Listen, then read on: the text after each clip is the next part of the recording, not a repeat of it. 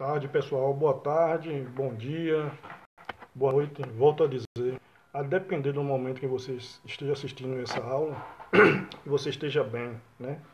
Você e os seus. Bom, esse é nosso tema de geografia, o continente europeu. Na realidade, o tema, quando se fala em continente europeu, nós temos que trabalhar a seguinte ideia: qual a importância e por que o continente europeu ele é protagonista, certo? Ele é protagonista em grande parte dos estudos que nós fazemos, certo? Se a gente vai para a história, a gente sempre diz a vocês que é uma história europocêntrica. Se nós estudamos a questão geopolítica, também estudamos em grande parte os países da Europa, certo? Então, é necessário antes a gente ter algumas informações sobre esse continente. Então, essa primeira parte, nós vamos, nós vamos dar algumas informações para a gente produzir o nosso conhecimento, algumas informações que a gente vai produzir conhecimento através dessas informações, vamos trabalhar e vermos o porquê dessa hegemonia, o porquê desse protagonismo do continente europeu. Não dizendo aqui que os demais continentes não tenham sua importância. Óbvio que tem. Cada povo, cada cultura tem a sua importância. Tem sua importância geopolítica também, assim dizendo, certo? Mas a gente vai trabalhar aqui sinteticamente, objetivamente, o continente europeu, beleza? Vamos começar pela sua localização, ok? Bom, aqui nós temos aqui uma primeira informação. A Europa é um pequeno continente. Se for comparado aos demais continentes do globo, ele é um pequeno continente, certo? A Europa é um continente pequeno, com 7% da terra do planeta, maior apenas que a Oceania. Então vamos abrir um pouco aqui, certo? Aqui nós temos a representação da Europa, o continente europeu, certo? Prestem atenção que você percebe aqui que ele também é chamado de continente de euroasiático. Por que continente euroasiático? Porque é uma porção só de terra, não é isso? É uma porção contínua de terra, Europa e Ásia, certo? Por isso, continente euroasiático.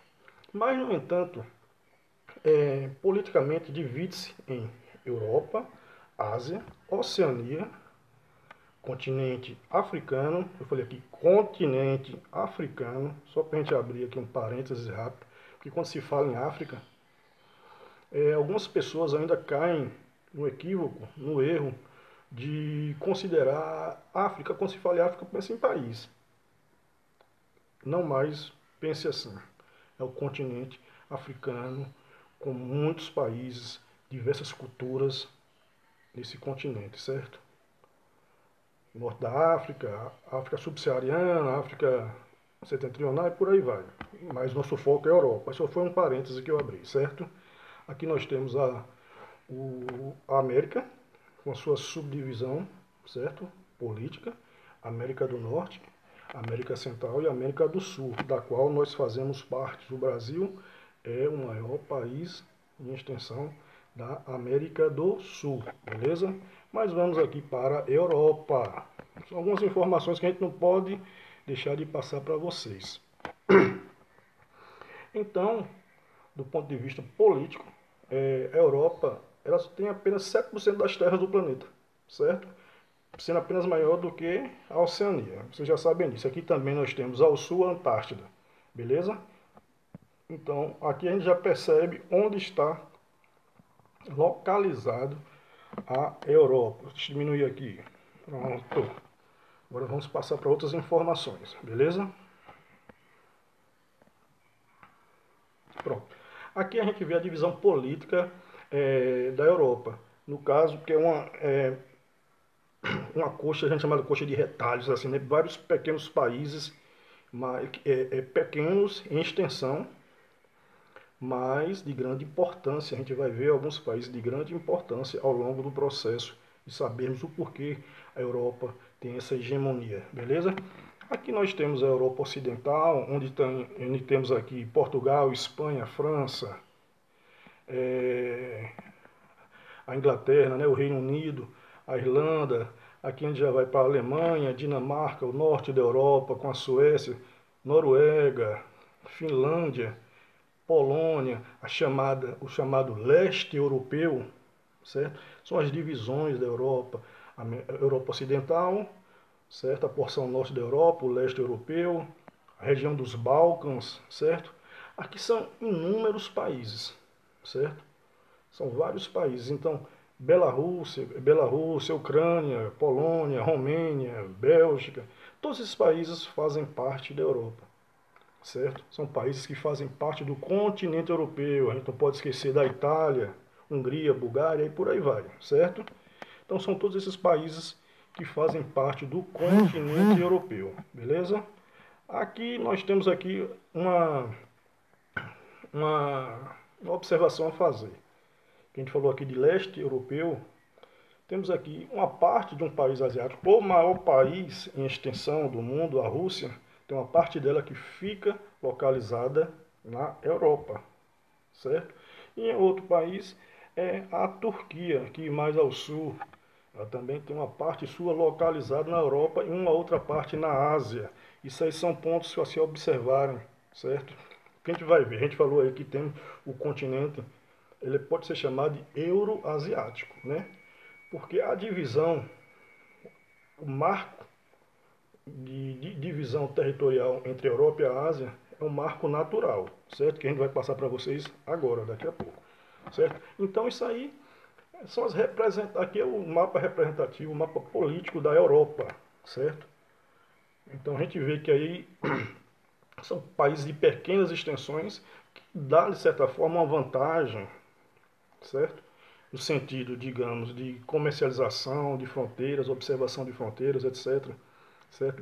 De formar blocos econômicos, certo? De até a questão de organização política, mas não quer dizer porque um país ele é extenso, ele vai ter que ser desorganizado. Olha a indireta aí para o nosso país, certo? Politicamente, certo?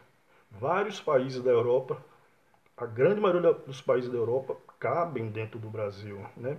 Porque o Brasil é um país de extensões continentais, por essa razão, certo? Que a gente pega aqui um continente europeu, grande parte dos países europeus cabem no Brasil, beleza? Então vamos complementar essa informação para vocês. Vamos passar aqui. A localização do continente europeu. O continente europeu localiza totalmente no hemisfério norte, certo? Hemisfério norte. A linha do Equador, acima da linha do Equador. Então ele localiza totalmente no hemisfério norte. É cortado pelo ciclo polar no extremo norte, localizado na zona temperada norte. Então predomina o clima temperado e uma variedade vegetal. Isso aí a gente vai ver a questão do clima quando a gente for entrar na questão particular sobre população, clima, vegetação da Europa. Aqui a gente está fazendo um apanhado geral para saber o porquê, como a Europa tornou-se uma hegemonia mundial, onde seus países têm influência nas questões políticas mundiais, ainda hoje, certo? Então a gente está fazendo um apanhado geral, certo? O meridiano de Greenwich passa dos arredores de Londres. Aquele famoso meridiano de Greenwich que eu vou fazer até aqui o corte na câmera, que corta-se de um hemisfério entre leste e oeste, o meridiano de Greenwich, e a linha do Equador, olha aqui que eu estou fazendo aqui, tentando norte e sul. Então na parte de cima, ó, a parte de cima localiza-se a Europa, beleza? Uma forma que a gente está tentando, né? Pronto. o que eu falei para vocês. O continente europeu são 51 países, sendo que Rússia e Turquia possuem uma parte de suas terras na Ásia. Não uma parte. A grande parte das terras da Rússia é na Ásia, certo? E assim também como a grande parte do território da Turquia é na Ásia. Temos a Turquia asiática e a Turquia europeia. A Rússia asiática e a Rússia, uma parte da Rússia europeia. E isso, de certa forma, interfere em como, principalmente na Turquia, como vive a Turquia europeia e a Turquia asiática, certo? A fronteira natural que eu falei a vocês, que separa ali a Europa, separa, entre aspas, né? Divide-se de forma política, certo? É uma fronteira natural, são os Montes Urais que está aí na foto. É a fronteira natural entre a Europa e a Ásia, certo? É a fronteira natural. Por isso, volto a dizer, repetindo, por isso a gente vai repetir várias vezes algumas informações. Por isso que comumente chama-se também de continente euroasiático. Beleza? Mais informações. Ao sul dos Montes Urais, o Mar Cáspio, as montanhas do Cáucaso e o Mar Negro também marcam a fronteira entre Europa e Ásia. Então são fronteiras naturais. Já que não tem uma divisão, é a mesma porção de terra, essas fronteiras naturais ajudam a marcar, a definir a fronteira onde é Ásia e onde é Europa. Ok? Mais informações sobre a Europa. O pequeno continente com grande importância histórica. É essa a questão. Por que esse pequeno continente tem importância histórica que se sobrepõe a continentes, a países maiores de forma territorialmente do que eles, certo? Vamos ver aqui. Um ponto. Entre outros pontos, que foi um berço das grandes civilizações, como a civilização greco-romana. Né? Lá na antiguidade, as civilizações greco-romanas, elas tiveram importância muito grande. O Império Romano, não é isso? O Império Romano do Ocidente, principalmente, que localizou quando Roma conquistou quase toda essa parte da Europa, grande parte da Europa, certo? O Império Romano. E a Grécia ali mais ao sul, na parte mais ao sul, ela era um ponto digamos, de confluência de várias culturas. São áreas portuárias, certo? E isso lá da antiguidade, antes de Cristo, não é à toa. E na Grécia é conhecida como o berço da filosofia ocidental, porque ela tem importância histórica. Os estudos greco-romanos, elas influenciaram muitos pensadores na Idade Moderna, certo? Ela tem influência até hoje o estudo dessas duas civilizações. Então, são civilizações que estavam localizadas no continente europeu. E, com certeza, isso influenciou para que aqueles países saíssem na frente de outros países. Alguns países daquele continente saíssem na frente de outros países. Colonizaram boa parte do mundo. A Europa é responsável pela colonização de boa parte do mundo. Quando a gente estuda a geopolítica, o estudo da geopolítica, abrindo um parênteses, a gente fala que estuda geopolítica, já é a terceira ou quarta vez. Geopolítica é o quê? É a relação, vamos trocar aqui rapidinho, é a relação política entre os países. Isso aí essa relação leva a mudanças, digamos, territoriais, acordos políticos, guerras, etc, etc. Mas é como se dá essa relação entre países, a geopolítica. Trocando em miúdos é isso, certo? Então, alguns países, eles saíram na frente do processo de colonização, certo? Um exemplo, quando a gente fala assim, colonizaram boa parte do mundo. Vamos dar um exemplo cabal para a gente. As duas potências europeias, Espanha e Portugal, elas foram as responsáveis pela colonização da América, do Novo Mundo. Então, isso aí lhe dá condições políticas, certo? Lhe dá condições políticas e econômicas de tornarem-se potências durante essa, não Portugal, mas Espanha principalmente a Espanha, tornou-se uma potência econômica e política do século XV, século XVI, XV e XVI. Beleza? Então, não só. Aí vamos dar um exemplo posterior à Inglaterra, onde tem aquela alcunha, né, um império onde o sol nunca se punha, porque a Inglaterra ela teve possessões na Ásia, certo? Teve possessões na Ásia. A Índia foi um protetorado da Inglaterra por muito tempo. A Oceania, idem, certo? Então, esses países, eles de certa forma levaram a sua cultura, certo? E sobrepujaram a cultura desses países dos quais os colonizaram, que tornaram-se colônias. Certo? Vamos dar exemplo aqui na América, quando os portugueses aqui chegaram, trouxeram a cultura europeia. A gente tem resquícios da cultura europeia aqui, mas também a primeira questão a primeira situação que foi feita quando se coloniza é dominar a língua, se sobrepõe, você se impõe ao outro em relação ao seu idioma, certo? Você vai dizimando a cultura, certo? E também através da invasão militar, certo?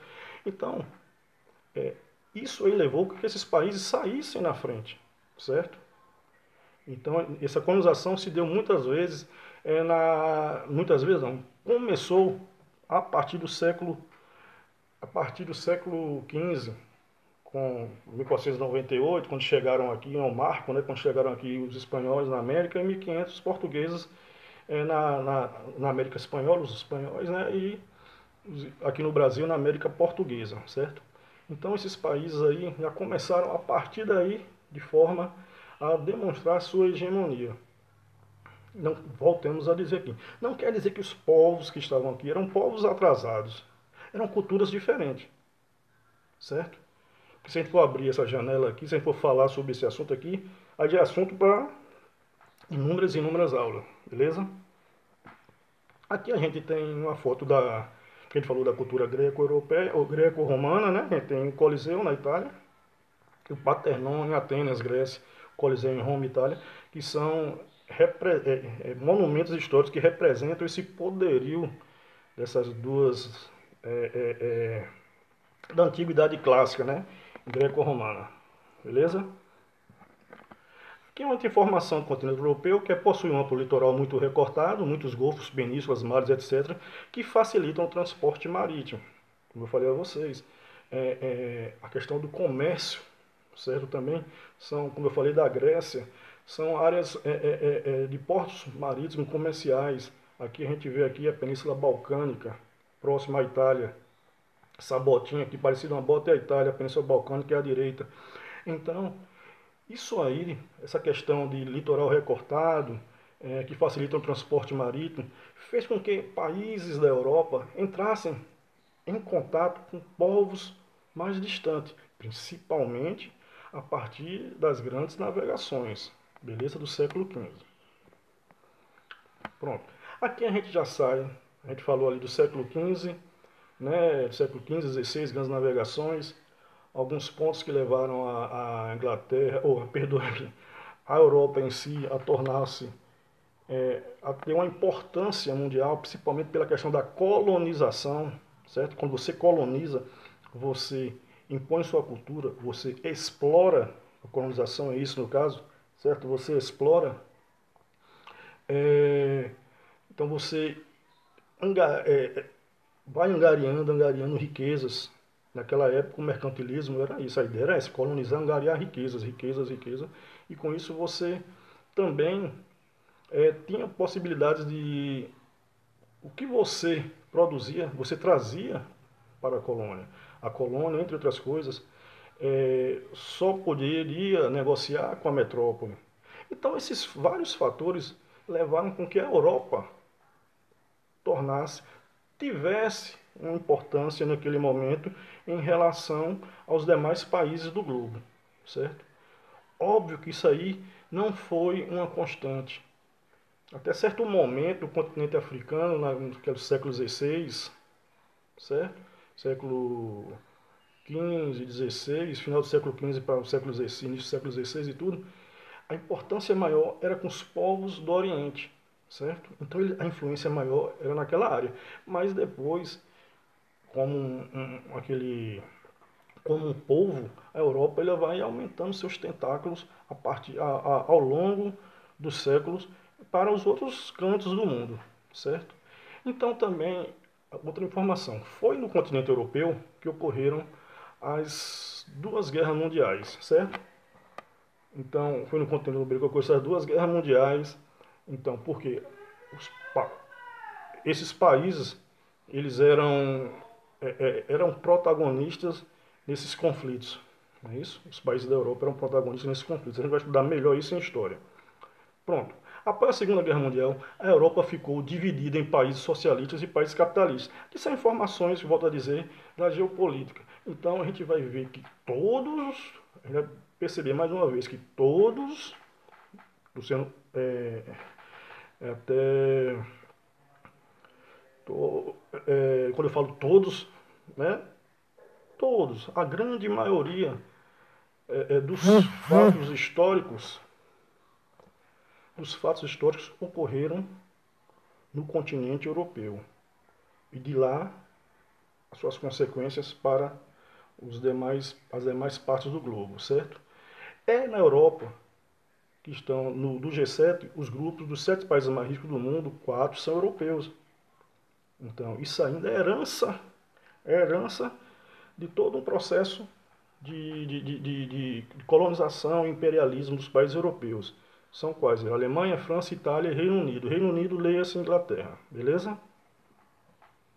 Aqui a gente vê algumas paisagens, né, da Europa, o Big Ben na Inglaterra, a Torre de Pisa na Itália, Torre Eiffel na França, aqui o Vaticano.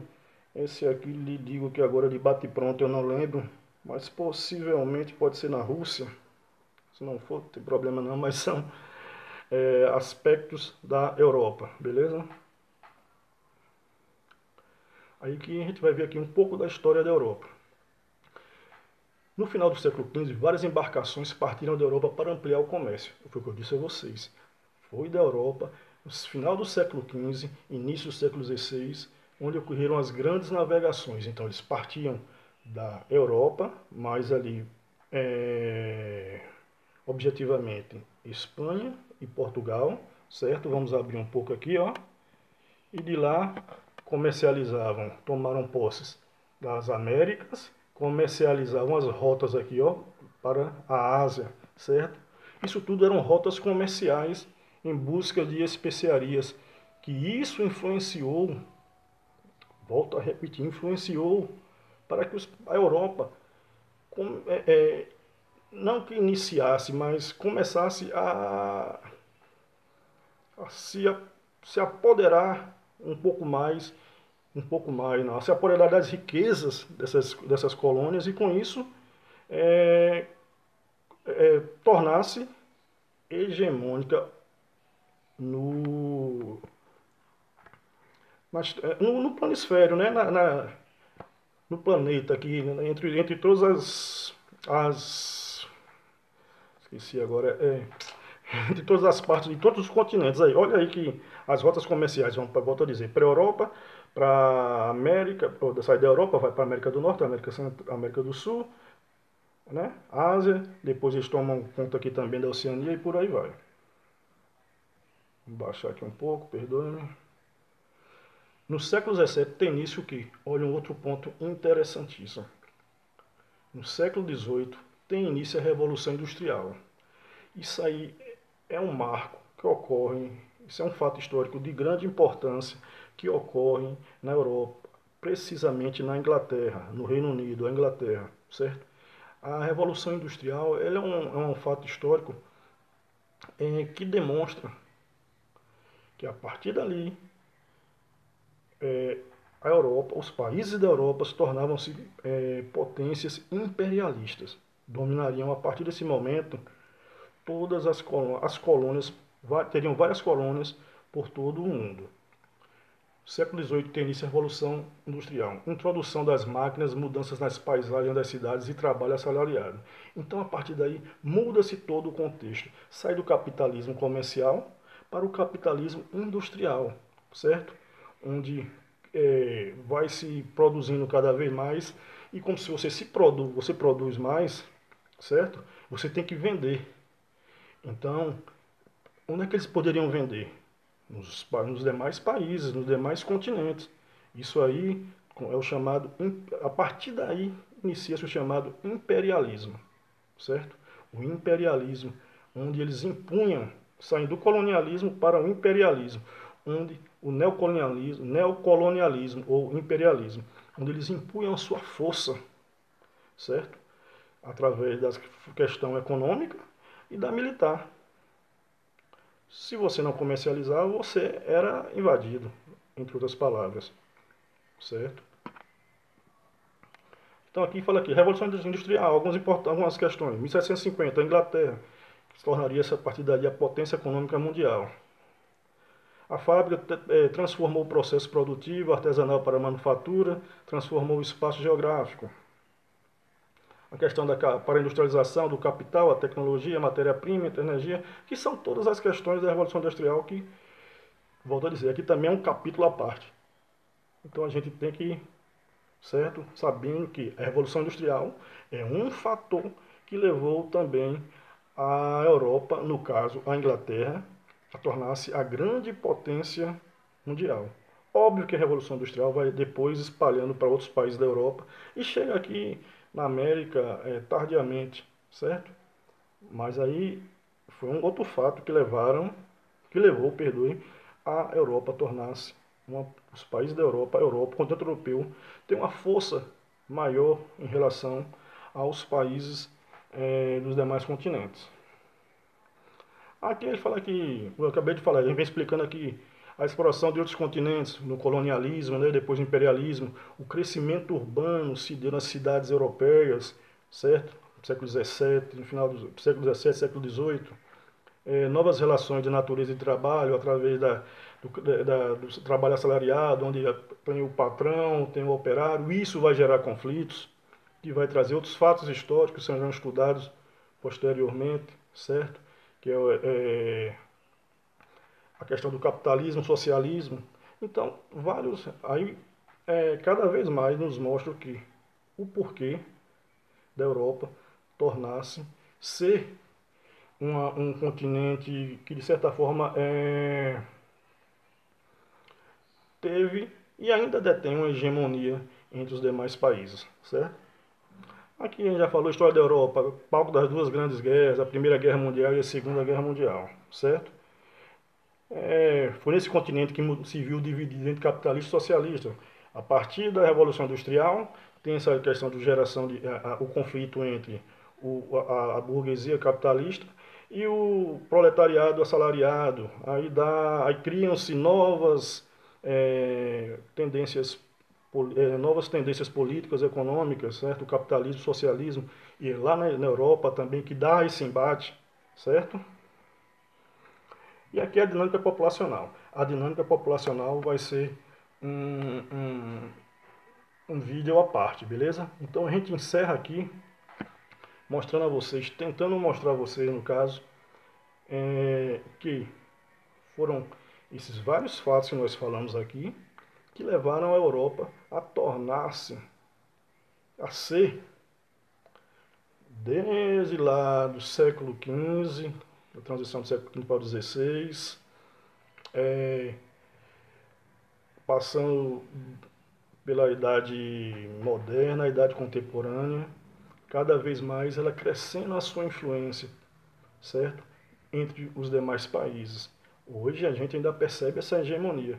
Óbvio que hoje temos mais, digamos, alguns personagens ao longo desse tempo foram surgindo, algumas outras potências. Pós-guerra, os Estados Unidos, aí hoje a China, certo?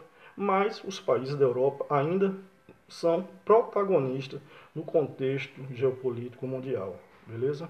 Eu espero que eu tenha ajudado a mostrar, elucidar, mostrar o porquê desse, essas informações sobre a Europa, certo? Algumas informações sobre a Europa, certo?